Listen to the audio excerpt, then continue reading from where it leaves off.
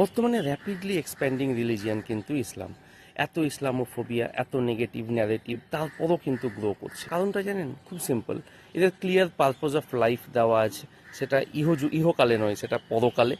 Daily discipline কিন্তু একদম fixed, সেটা নামাজ, রোজা, হজ, জাকাত এগুলোর মাধ্যমে ফাইনালাইজ করা আছে। স্ট্রং কমিউনিটি ফিলিং তৈরি করা হয়েছে মসজিদ, জুম্মা, ফ্রাইডে প্রেয়ার, রোজা, ইফতার এগুলোর মাধ্যমে। আর একটা কনস্ট্যান্ট মাইন্ডসেট ট্রেনিং করা হয়েছে। কোনো কাজের শুরুতে কোনো আনন্দ হলে, দুঃখ হলে দেখবেন আমরা যারা মুসলিম ছেলেরা, যারা মুসলিম পরিবেশে বড় হয়েছি, কন্টিনিউয়াস একটা আল্লাহর নাম স্মরণ করে চলি, আলহামদুলিল্লাহ, মাশাআল্লাহ, বিসমিল্লাহ, এরকম বিভিন্ন এর মাধ্যমে। কাজে প্রত্যেকটা কাজের মধ্যে কিন্তু আমাদের এটাকে ইন্টিগ্রেট করা হয়েছে। এবার আপনি একটু পলিটিক্সে যান, বর্তমান পলিটিক্সে। এখানে তৃণমূল কংগ্রেস হোক বা ভারতীয় জনতা পার্টি, এদের যে কোনো পোস্টারে দেখবেন ওই একই ন্যারেটিভ। ইভেন প্রত্যেকটা শ্বাস প্রশ্বাস নিলেও তার অনুপ্রেরণা লাগে কোথাও থেকে, বা ইনি থাকলে এটা মুমকিন হবে, না হলে হবে না, এরকম একটা ন্যারেটিভ তৈরি করা হয়। প্রত্যেকটা কমিউনিটি ইভেন্টসে, পূজা, উৎসব, খাওয়া দাওয়া সব কিছুতে একটা লোকাল বন্ডিং তৈরি করা হয়। আর একটা ইমোশনাল পারপাস ক্লিয়ারলি দেওয়া হয়। এর এজেন্ডা বা পারপাস হচ্ছে অমুক রাষ্ট্র করব, আর আরেকজনের এজেন্ডা ওকে আটকাবো, না হলে তোমার এক্সিস্টেন্স দুর্বল হয়ে যাবে। কাজে এই লিডারের সাথে এই সব কিছুকে কানেক্ট করে একটা লয়ালিটি বা হিউমিলিটির পরিবেশ তৈরি করা হয়েছে, এবং এটা শিখেছে থেকে ওই আমাদের ইসলাম বা এরকম মনোলিথিক কোনো ধর্ম থেকেই। তার বাণীটা কিন্তু ক্লিয়ার। পলিটিক্স এখন শুধু পাওয়ার না, এটা একটা আইডেন্টিটি বিল্ডিং সিস্টেম, এটা একটা আইডিওলজিক্যাল ওয়ার চলছে বিভিন্ন মতবাদের মধ্যে। আর যদি আপনি হিন্দুইজমটাকে আগে দেখতে চান বা এখনো দেখতে চান, দেখতে পাবেন এদের কিন্তু নেগেটিভ মার্কেটিং খুব কম আছে। স্ট্রাকচার ডেলি সিস্টেমও না, এটা কিন্তু উদার অনেকটাই।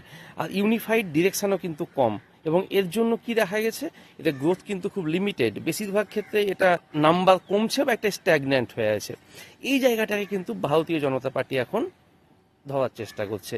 এই যে একটা সনাতন বলে যেটা একটা ইউনিফর্ম ইনক্লুশন ছিল, সেটা একটা সিঙ্গেল আইডেন্টিটি তৈরি করতে চাইছে এই বিভিন্ন কালচার বা এই জয় শ্রীরাম ধ্বনি এগুলোর মাধ্যমে। এখানে একটা রিলিজিয়ান পলিটিক্স কম্বাইন করে একটা ইউনিফর্ম প্যাটার্ন আনতে চেয়েছে, কারণ এরা কিছু বুঝেছে এই বিভিন্ন ধর্মের সাকসেস স্টোরি দেখে, কি যে একটা স্ট্রাকচার না এলে কিন্তু এক্সপেনশন হবে না।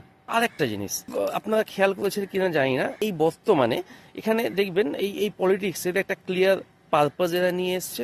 এটা ডেলি রেনফোর্সমেন্ট, কি যে আমাকে এইরকমভাবে এটা দেখাতে হবে, যেটা আগে মনোলিথিক বা আব্রাহামিক রিলিজিয়ানগুলোতে ছিল, যেটা এখন হিন্দুইজমে গ্র্যাজুয়ালি আসছে। একটা স্ট্রং আইডেন্টিটি, কি যে হ্যাঁ এরকম একটা ত্রিকোণা গেরুয়া ঝান্ডা নিয়ে ঘুরতে হবে। আর এই আব্রাহামিক বা মনোলিথিক সিস্টেমের যেগুলো বেস্ট প্র্যাকটিস, সেটাকে আজকে এই পলিটিক্স বা নতুন সিস্টেমের মধ্যে ইনক্লুড করা হচ্ছে। তাই আজকের এই লড়াই শুধু ভোট না, এটা কিন্তু একটা দুটো মনোলিথিক আইডিওলজির সংঘর্ষ। তাহলে ওভারঅল এটাকে আমার কাছে মানে লোকজনের সঙ্গে কথা শুনে প্রত্যেক দিন যেটা আমার মনে হচ্ছে ইলেকশন না, এটাও একটা ক্রুসেডের মতো পরিবেশ শুরু হচ্ছে। যেটা আগে ছিল ইসলাম আর খ্রিস্টানদের মধ্যে, এখন শুরু হয়ে গেছে সেটা দুটো আলাদা আইডিওলজির মধ্যে। ভেবে দেখবেন।